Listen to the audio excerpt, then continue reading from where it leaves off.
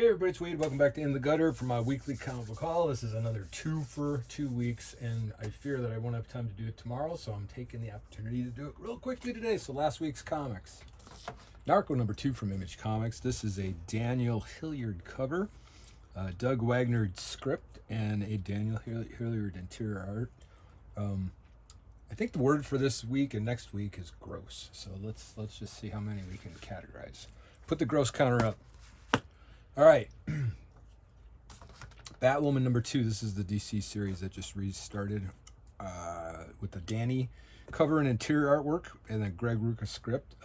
Yeah, I kind of dig the artwork. At first it was a little shaky, but then I realized it's kind of old school Frank Miller kind of stuff, and it's growing on me. And I like this character a lot. I don't know a ton about Batwoman. I watched the TV series. They switched actresses because of a back injury or something like that, and a little bit of a bump, and I think now the other Batwoman is on High Potential. But anyway, I like the show. So the only Batwoman I read were the Scott Snyder and I guess James Tynion detective stories that they were all in, like the Bat Family. Oh, and I read Batgirls. Well, never mind. I guess I read a bunch of it. Moving on. Tigress Island. It's, I guess, pronounced Epic. E-P-H-K. Artwork cover. Interiors, Patrick Kinlan. Script. This one's a funky book. It's only the second issue. I gotta be honest, I don't really know what's going on. So the first one kind of lured me in with its weird premise, and as you can kind of tell from the cover, it's got like a reality show, Real Housewives-y sort of Lord of the Flies feel. I don't, it's hard to explain, but there's only 5 of these, so I'll hopefully by the end of it I'll be in the loop. All right, DC Vertigo. I've been picking all these up because I'm an old school Vertigo fan, and I just decided to just try them all because you can't tell if they're any good without reading them. You also find out if they're bad by reading them too. So End of Life, Gerald, right? Or Gerard? Gerald Parker or Perel. Oh man, I'm just terrible. Sorry. I don't want to botch this person's name. They did such a nice cover. And of course the credits are like in the back, I think. Perel. Gerald Perel cover. There you go. Boom. And this is Kyle Stark's script and Steve Pugh interior artworks. This is another one that can be kind of gross. More violent than gross, but because it's Vertigo, you know, mature readers kind of stuff. But I do appreciate people getting outside of the superhero box. And staying outside of it, Redcoat number 17, the Ghost Machine imprint from Image Comics. This is Jeff Johns, Brian Hitch. Yeah, cool stuff. This is continues to be fun take on all the historical things. Time travel ties in with the Geiger universe and all the other stuff that is with Ghost Machine. And yeah, enjoying it. Kind of, it's somewhat like almost educational, if I dare say. All right, continue with the gross. Catacomb of Torment. This is number 10 in the EC horror line from, I guess, Oni Press, right? Yeah. This one is a Mark Buckingham cover. This one has 3 stories, one of which is by Evan Dorkin, one of my personal favorites. So plug to Evan. Always good. This story is pretty cool too. Dead Teenagers, number 2 from Oni. Again, I don't really know what's going on, and I'm probably not supposed to. So this is Naomi Frank. Do the cover, and then Jude Ellison, S. Doyle, and Caitlin Yarsky are the writer and artist on this one. Again, has to do with, I believe, people who were sort of like death influencers and would regenerate, come back to life, but then something goes horribly wrong. So far, I don't know. My comprehension isn't what it used to be, but that's what I've been getting out of it. Okay, looking like an old school Lobo. This is number 2 of the reboot, or the next volume, what do you want to call it. This is a Jorge Corona cover. Skottie Young's writing this series, and he's writing the heck out of it. And Jorge Corona did the interiors. It's got like every Lobo vibe you could ever want. It's just like, it's like if a Mad Magazine threw up or something. I don't know. It's really cool. But yeah, if you're a Lobo fan of old, I think this will really scratch the itch. Or if you haven't read Lobo before, go back and check out a lot of his earlier stuff. It's a good breadcrumb trail back to it. All right, best book of last week, Robert Kirkman and Ryan Ottley's Invincible Universe Battle Beast. This is number 8. Hope you're watching the new series. And I think Battle Beast was in a little bit. I think they're getting to the point, spoiler alert, where they're corralling all the heroes to fight the Viltrumites in the big war. And so, memory serves, Battle Beast was in that, but it's kind of interesting to see the deep dive with this one. All right, so that's what I got last week. And then this week,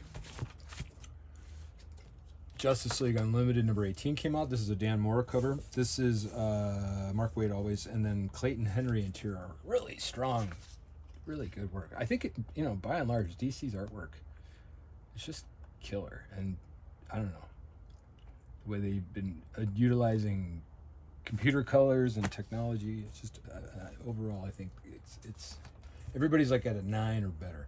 Erica Henderson's series Harlan Ivy Life and Crimes, which is their origin. This is Brooklyn's Worst. Issue number 5. Going strong. This is fun. I think this is one I would also recommend reading as a trade.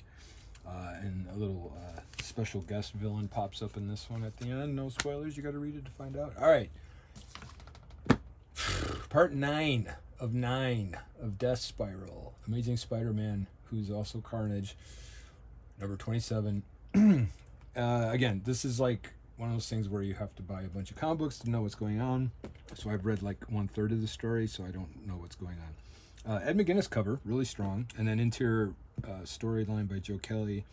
3 pencilers, McGuinness, Gomez, and Mana. I think it's because this thing's bi-weekly, which, by the way, means every 2 weeks. And then, yeah, it's a beautiful book.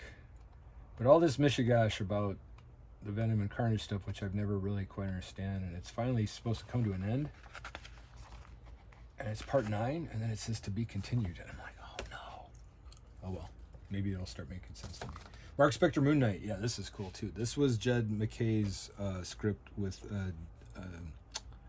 Ryan Stegman cover and Devmalia Pramanik interior artwork. This is another one where I just really dig the... He's fighting the Bushman in this one, but it's like this sort of painterly, out of focus, kind of cosmic stuff. But yeah, for not a lot going on as far as needing environments and props and locations and stuff, but still it turned out pretty beautiful. All right, Chip Zdarsky's Captain America. This is number 9 now. This one is a Valerio Sheedy cover, and Chip did the story, of course, and Tan Lima did the interior art. It's a little wordy and a little slow, but it's kind of cool because Cap was rebooted, or not, sorry. I guess he was rebooted, but he came back into our universe 9 issues ago as if he were thawed. I keep saying that, but that's kind of the cool thing about this story. And it's leading up to this Armageddon Assembles, which I don't really know what that's going to be about, but if you want to be in the loop, you got to read all that stuff. All right, back to the Vertigo stuff. Peril of the Brutal Dark, number 3. This is an Ezra Kane mystery. Jacob Phillips did the cover, right? Yeah. And then Chris Condon scripts with Jacob Phillips. This is like, kind of like Cold War espionage, Nazi kind of stuff. Again, so if you like spy novels and mystery novels and stuff, it's kind of like that. Gross. American Caper number 6. Very gross. This one is... Danhauser and Laszlo did the scripts and production as they credit him, and David Lapham does the artwork inside, which I like.